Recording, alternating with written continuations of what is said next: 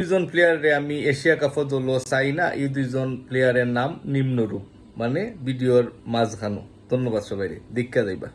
আসন্ন Asia cup উপলক্ষে Bangladesh cricket দল নিয়ে অনেক ক্রিকেট সাংবাদিক, ক্রিকেট বিশ্লেষক এবং ক্রিকেট বোর্ড অনেক অনেক চিন্তা ভাবনা শুরু হয়ে গেছে, এবং যে যার পছন্দ মতো দল দেইরা যে খারে রাখা উচিত বা খারে রাখা উচিত না, খারে রাখলে বালা, খারে রাখলে বালা নাই। তো খারে রাখলে বালা, খারে রাখলে বালা, কোন কোন পজিশনে খেলবো এটা অলমোস্ট মোটামুটি ফিক্সড। এবং যে দুইজন প্লেয়ারের আমি চাই না এই দল, এই দুইজন প্লেয়ারের মধ্যে একজন হইল গিয়া মেহেদি হাসান মিরাজ আর দুইজন হইল গিয়া মোহাম্মদ নাইম শেখ।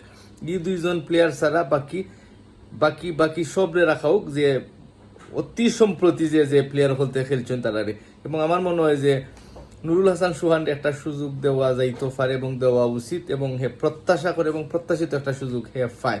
এবং অঙ্কন নিয়েও দেখলাম অনেক আলোচনা হওয়ার, হয়তো বা তারও একটা সুযোগ দেওয়া গেলে যাইতে পারে, কারণ গত বিপিএলও হে বালা পারফর্ম করছে এবং তার এবিলিটি আছে সারাটা মাঠও খেলার।